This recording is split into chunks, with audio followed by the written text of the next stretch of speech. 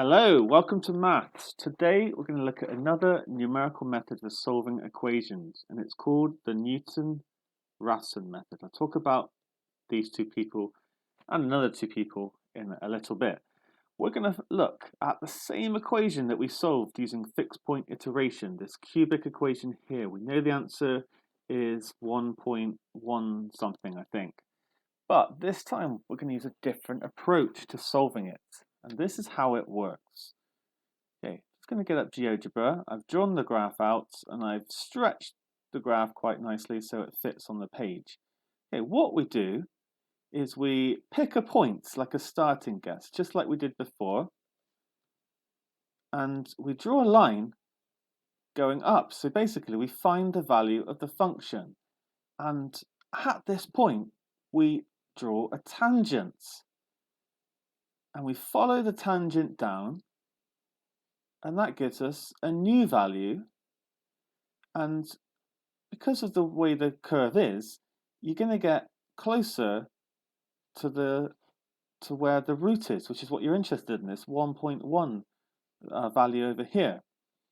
So what can we do there? We've got a bit closer. Well, we can do exactly the same again. We can go up and then draw a tangent and get a bit closer. And we could do the same again and again and again. And if you look on the screen, after we got a starting guess of 2.43, and then we get closer and closer, and you can see just how accurate we can get after just a few iterations. If we move the starting guess then further away, then yes, it takes a little bit longer to get close. If we start closer, then it's great straight away. If I move it over here, then okay, I bounce around a little bit more, but I still get to the root. We'll talk a bit more about that in a minute, so you can maybe see that there's still going to be some issues with this. The question then is, how can we do this? We don't actually want to draw tangents and follow them along. What we can do is something a little bit more advanced than that. However, before I talk about this more advanced method, it's got to be said that actually Newton and Raphson, these are when they came up with their methods. Their methods actually were algebraic, I believe. I'm not exactly sure how they worked. In fact, history says that someone called Vieta beat them to it by quite a few years, but they don't seem to be acknowledged for what they did. And then finally, Simpson actually came into using this method but introduced calculus into it, which is what we're going to do. So in some sense, this is the Vieta-Raphson-Newton-Simpson method, but it's generally known as the Newton-Raphson method, even just Newton's method sometimes. All right, let's talk about what is going on. So we've got a starting guess of x0, and we're going to find the value of the function at this point. And that's going to be f of x0, which means the height of this line is f of x0. If I follow my tangent along, then I'm going to get my new starting guess. The only thing we then need to think about is what am I going to do? How am I going to use this tangent? And there's one other key fact we've not yet spoken about, and that is the fact that the tangent has exactly the same gradient as the function at this specific point. So if I find the gradient of the tangent, it's going to be rise over run. It's going to be f of x0 divided by the run, which is this distance here, x0 minus x1. That's the gradient of my tangent using the triangle. But that is going to be identical to the instantaneous gradient at x0. And that can be found by differentiating the function and then substituting in x0. That's what that means. It means find d by dx of f of x and then evaluate at x of 0. Okay, how does this help? Well, if I know x0, I can find out f of x0, and as long as the function is differentiable, I can find out f dash x, and hence f dash x0. All I need to do is rearrange this equation, which I can do. I can multiply through by x0 minus x1.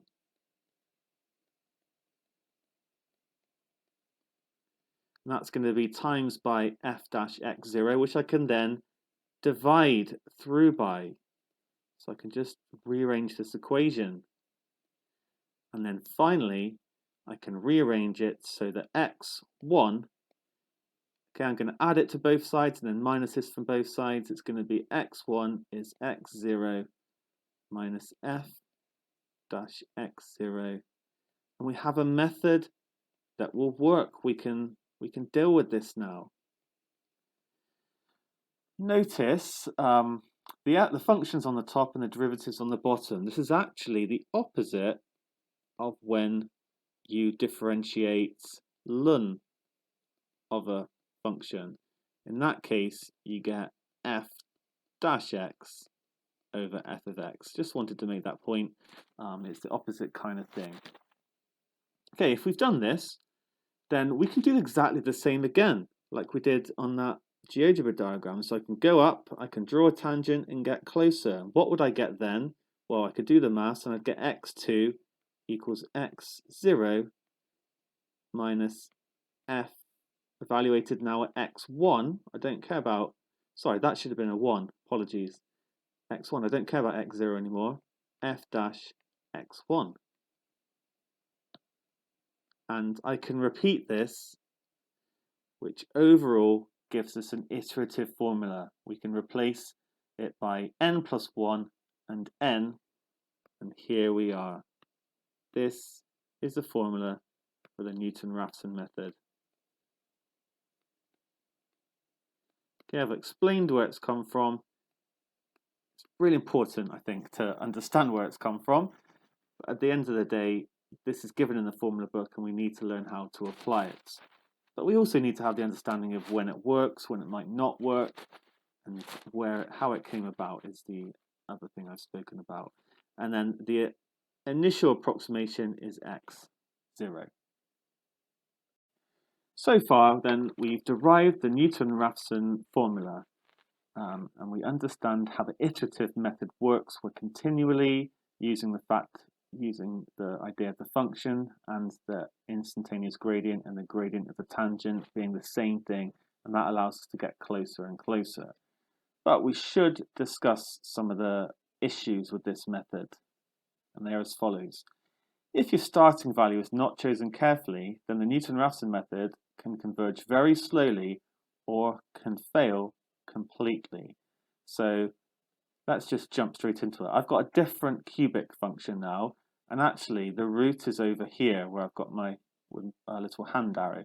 So if I start over here, then actually there's a lot of jumping around until I get to the solution. It's taken me 7 iterations to get close. And if I started even further away, then you can see even after 11 iterations I'm not there. And that's basically due to this line here. And if you touch the top of a curve which has a stationary point, then you'll never reach it, because basically you'll end up dividing by 0 when the derivative is 0. So this is something to be aware of. As well, all these sort of methods, they might look great to start with, but they do have flaws. This diagram kind of talks about that as well, and this little diagram also talks about that if your tangent has a gradient of 0, you'll never actually get to the x-axis. So you'll just get an error on your calculator because you'll essentially be dividing by 0. Okay, so just 2 things to be aware of with this method.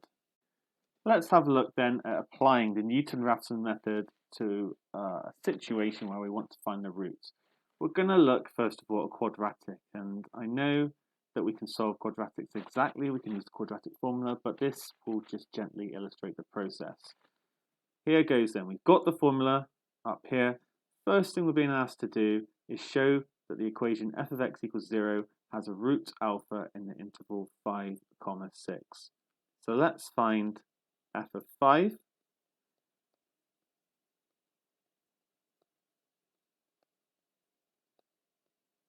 Okay, and that's going to be minus 1. Then f of 6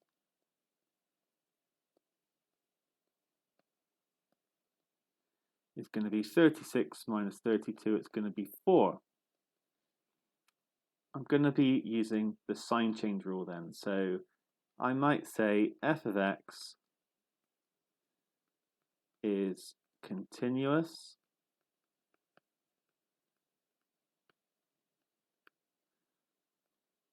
on 5, 6. Remember, here they're using this interval notation to show an interval. And there is a sign change.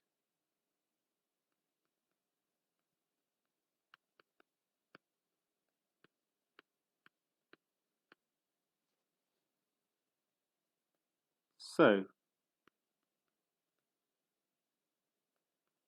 there is a root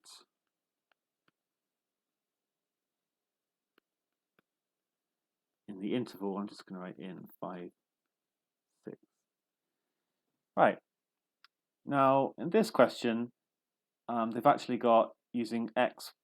Do you know what? I don't like that. I think it's normally you'll see it as x0. So I'm going to change it to a little 0. Using x0 equals 5 as the first approximation to alpha, apply the Newton-Raphson procedure or method twice to find a better approximation. Okay, let's do this. So we first of all, we've got the function. We need to find out the derivative of the function in terms of x. And I can just differentiate this quadratic. It's going to be 2x minus 4. I'm now going to write down my Newton-Raphson method for this particular function.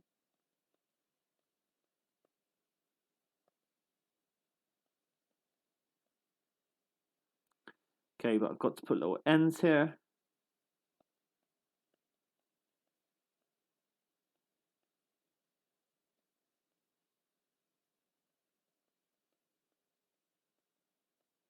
There we go. This is our Newton-Raphson method. That was meant to say 4. Okay, and we're ready to put this into our calculator. So 5 is our starting value. So 5 equals, that becomes the answer button. And then every single xn in this equation I replace by answer.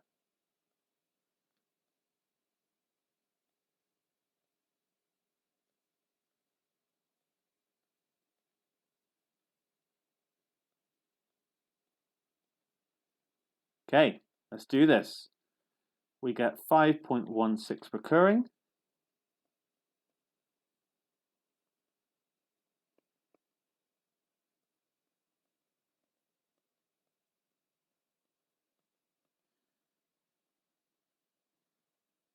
And we're being asked to apply it twice. I'm going to round this one to 3 decimal places.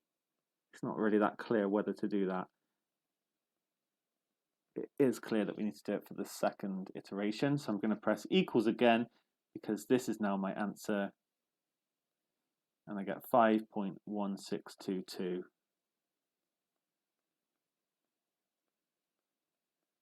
Which is going to become 5.16. And we are done. If I kept going, then actually I was basically there at that point already. Okay, nice one. Let's look at a situation. This is a much more, you can't solve this one exactly, but you can use the Newton-Raphson method. So, okay, the first bit is going to be very similar. You know what? I'm not going to bother to do it myself. I'm just going to show you the answer. So if you work out f of 58 and f of 59, they're very small, but one's negative, one's positive. Sign change should also say that the function's continuous on the interval. It's not continuous everywhere, but it is continuous on the interval. Okay, I'm going to talk through the next bit. But I would advise now you have a go at this and then just see if you agree with me at the end. Okay, we're going to need f dash x. That's going to be 1 over x. The minus 4 disappears. Don't forget, we should write it in using indices. So this is minus 4x to the minus 1. So it's going to become plus 4x to the minus 2.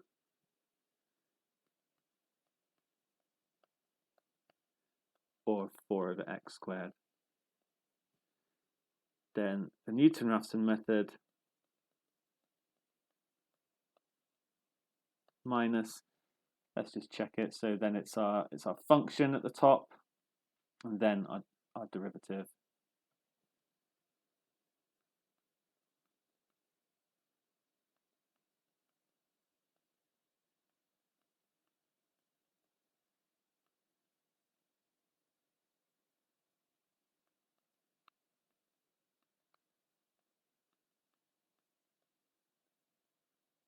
But let's make sure we put these little n's in.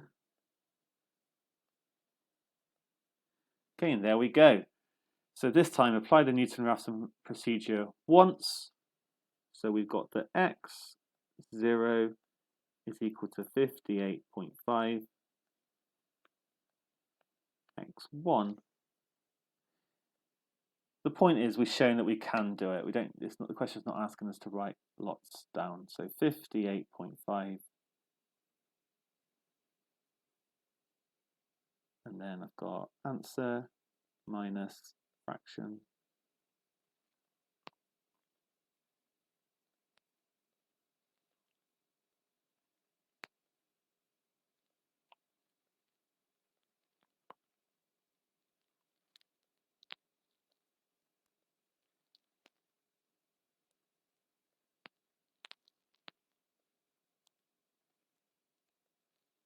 Okay, pretty horrible looking, but there we go.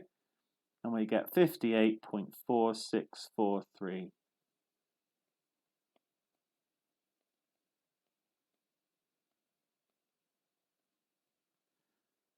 Do you know what? It's asked for it for 4 decimal places. So I've actually 56.464371.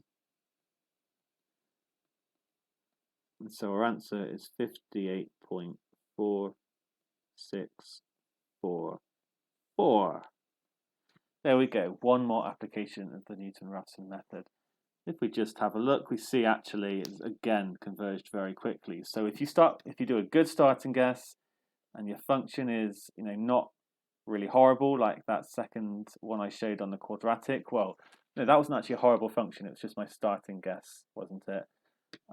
Then this method can be really efficient. Just be aware of the flaws if you don't start near the function. If your function is just particularly like nasty looking in terms of what happens with the tangent, you might get in trouble. Or if you somehow hit upon a stationary point as well. But otherwise, really solid method thanks to these people and some other mathematicians from the past. Cheers, guys and gals.